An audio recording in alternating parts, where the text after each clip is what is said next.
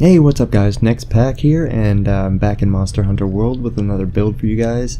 This time I have a support build. If you're having problems with tempered quests, specifically if you're SOSing a tempered quest and your allies keep dying, this build is focused around keeping them alive and keeping them buffed. So this build focuses on wide range earplugs and Mushroom Mancer. One of the things I'll put up front is I don't have a Mushroom Mancer jewel that I can put on this set, so it's not totally complete for me, but I will show you what I got. So we'll go into it right here. So the skills that I have currently, if I can get to one of these things here. Skills that I have on currently are the Basal Protection, which after you take a certain amount of damage, you don't get carded. That is from 3 pieces of the Basal set. We have Earplugs level 5, which nullifies monster roars, which is useful for when you're trying to buff your allies or anything while the monster is roaring. It gives you a chance to heal them where you otherwise wouldn't get that chance. You can also swap your weapon out for a flash and flash a flying monster before it tries to get away. We also have wide range, of course, for any support build. This is necessary, which makes it so you can heal your allies, buff them from a distance, and get full efficiency out of that buff. Speed Eating level 3, which speeds up the time you use an item, which you will really notice with your mega potions or regular potions. You'll end up using that potion, the animation will be complete, and you can draw your weapon again by the time it actually completely fills up your allies' health, which hopefully I can get some gameplay of that later and show you guys how that actually works. Attack Boost, which is from the Dober chest piece, which is a byproduct of the armor that we're using.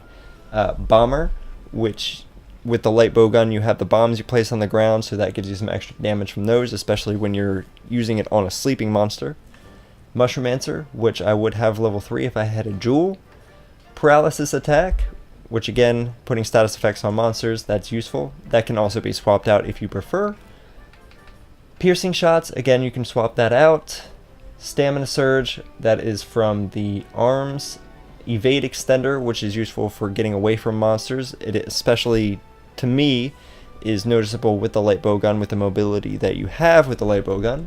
And Free Meal, which you're using so many items that this is incredibly useful. So we'll get into the armor here. Instead of going through the list, I'll just show you in the decorations. We have the Jagras Fire 3 with a jewel slot on it. We have the Basal Helm, the Dober Male Alpha, Dober Vambraces Beta, Basal Coil Beta, and Basal Greaves Beta. Now we're using the Dober Male Beta or Alpha because it gives you that level 1 of Mushroom Mancer. The Dober Vambraces Beta have that in addition to the Stamina Surge. So what I would swap out here would probably be the Jumping Jewel or the Piercing Jewel to get that Mushroom Mancer jewel in there. As for the jewels, again, we have the Piercing Jewel level 3, Jumping Jewel level 2 for that evade, Gobbler Jewel level 1, we have 3 of those in here. The Earplugs level 3 to get that level 5 of Earplugs. Another Gobbler Jewel, the Satiated Jewel, which is for the free meal. 2 Friendship Jewels to get level 5, which the other 3 are coming from the Friendship Charm level 3.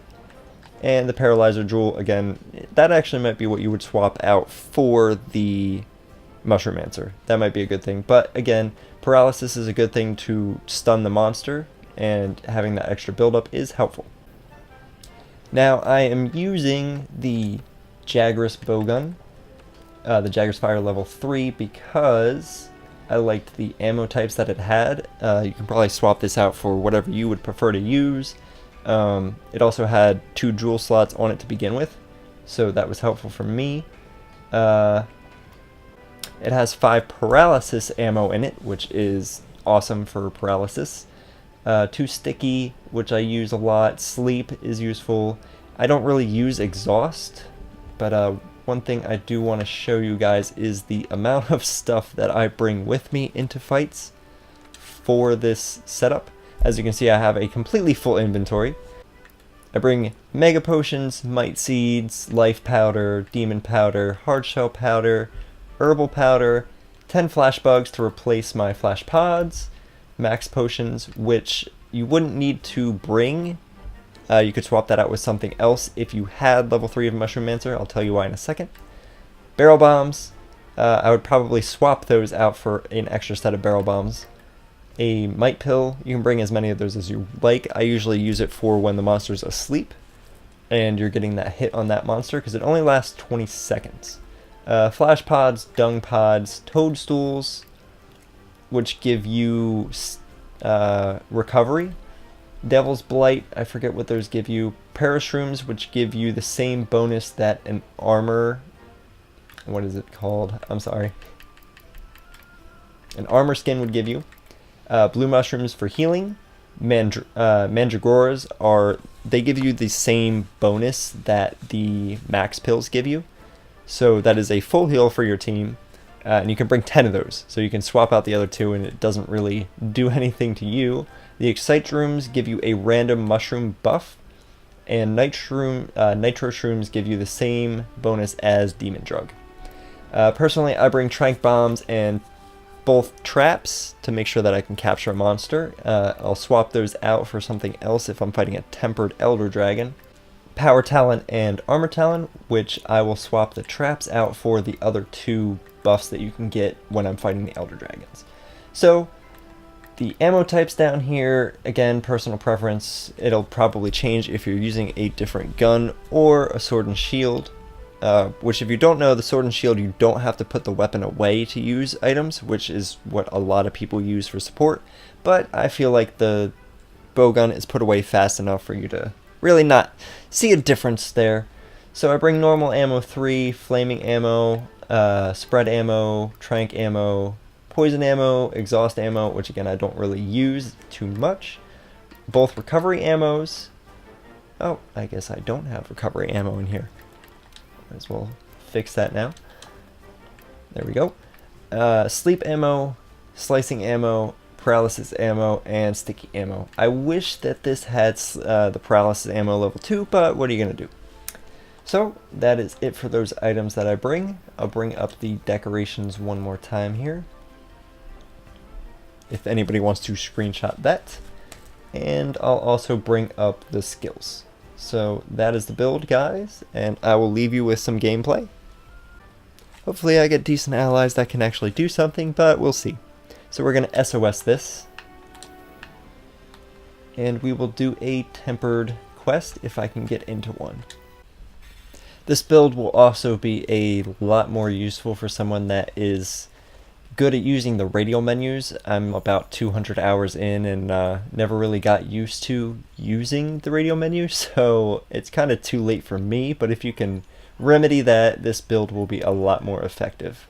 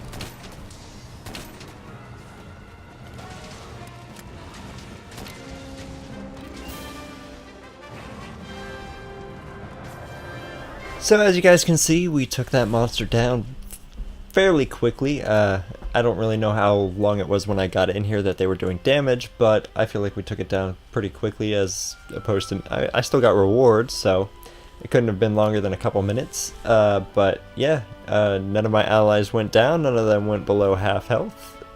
And I kept them buffed, made sure the monster didn't get away, paralyzed it, made it go to sleep, even though that guy really fucked up the sleep there. That wasn't necessarily my fault. People don't understand when the monster's going to sleep sometimes. I don't understand why. But yeah guys, let me know what you guys think about the build, if there's anything I can do to improve it. I actually just got a quick sheath jewel out of that, so I might throw that in there instead of something. I'm not sure yet. But I like how this build works. I like being able to keep my allies alive so that I can actually get those jewels at the end of the quest. But if you guys have any improvements, let me know. Otherwise, give me a like if you liked the build. Otherwise, give me a like, subscribe, and all that YouTube jazz. You can also follow me on Twitter or Facebook. The links are in the description. Have a nice day.